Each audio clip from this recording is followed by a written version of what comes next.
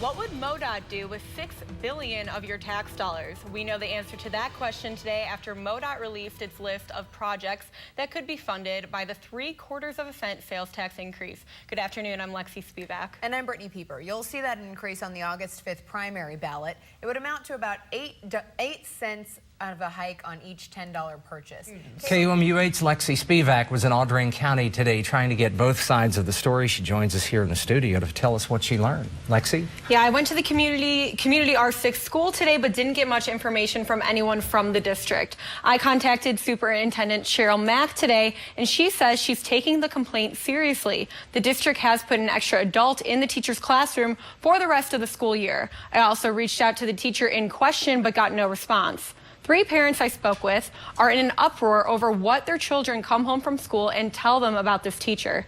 The school sent out a letter to all 5th grade parents. It says, if you are not happy with this resolution process, there are other options for your family. These include homeschooling or requesting a residency waiver or paying tuition in another district. Up and down the north end of Business Loop near Providence in Columbia, and it wasn't hard to find graffiti on the walls of many of the buildings. The Payless Shoe Source building at the intersection of Business Loop 70 and North Garth Avenue is one business hit by vandals. This was found on their walls last Thursday morning when the employees arrived for work. Employees say they called the Columbia Police Department to report the incident. One worker told me the vandalism makes her nervous to come and go to work at night. I reached out to the Columbia Police Department about the graffiti, but did not get many of my questions answered. Public Information Officer Letitia Strower told me she did not know anything about the graffiti and does not know whether or not it is gang related. I am right in front of City Hall in downtown Columbia, where there will be the first of 2 public forums this evening at 7 o'clock. Now, the petitions over the Opus project are just one of the things that will be addressed. In addition to that, the main debate is whether or not the City of Columbia can support these new student housing developments. Lead petitioner Jeremy Root expressed concern over the sewer systems, electrical concerns, and other environmental concerns if these developments are built. There will be a sewer overview by Public Works Director John Glasscock, an electric overview by Water and Light Director Tad Johnson, and City Manager Mike Mathis will all be at the meeting to address any and all questions. Like I said, this is the first of 2 forums available. The second one will be Saturday at 1 p.m.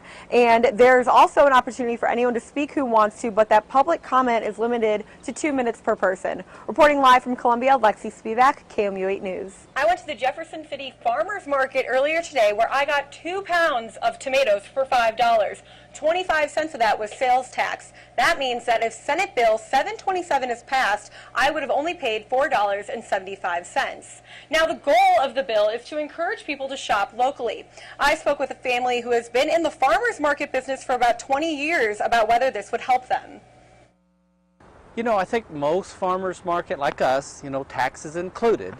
So, it would help to some degree, but there again, it just takes away from our bottom line. So we'd like to see more of that, to the farmers part of it. This bill would also give food stamp users an incentive to shop at farmers market and buy healthy foods.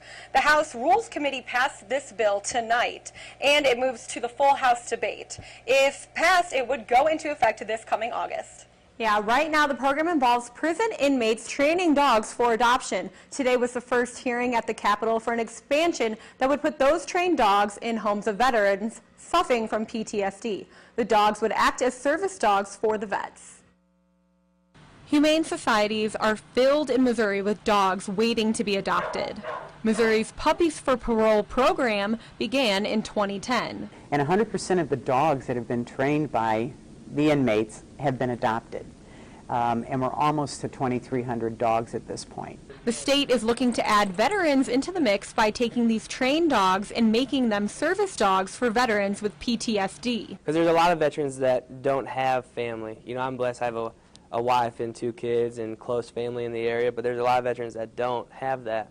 So that dog is their family. MacArthur and Delilah are best friends. He says he owes his life to her. 2 informational hearings were held today without much opposition. Conway told me the director of the Department of Corrections, George Lombardi, will meet with key players on April 18th to drum up support for the program. Thanks, Angie, and good afternoon, everyone. I'm Lexi Spivak, and let's look at your latest news from the Hollywood Hills.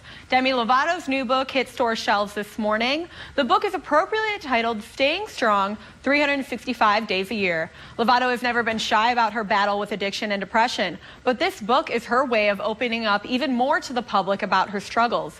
It is a collection of quotes and daily goals Lovato hopes will help others.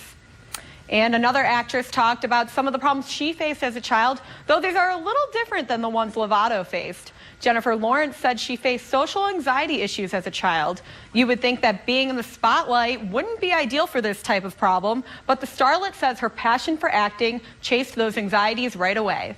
In royal news, Prince Charles was spotted out and about. He visited the shipyard in India to see the country's first indigenous aircraft carrier. During his visit, Prince Charles put on a hard hat, examined machines, and met some of the workers. The carrier is expected to be included in India's Navy by the end of 2018. Lamar Odom has finally settled some charges. Khloe Kardashian's husband and basketball player pleaded no contest to DUI charges. He will serve 3 years of probation, attend 3 months of alcohol counseling, and is required to pay a fine. These charges are from his August arrest in Los Angeles. And that's the latest from the warm West Coast. We'll be right back after this break.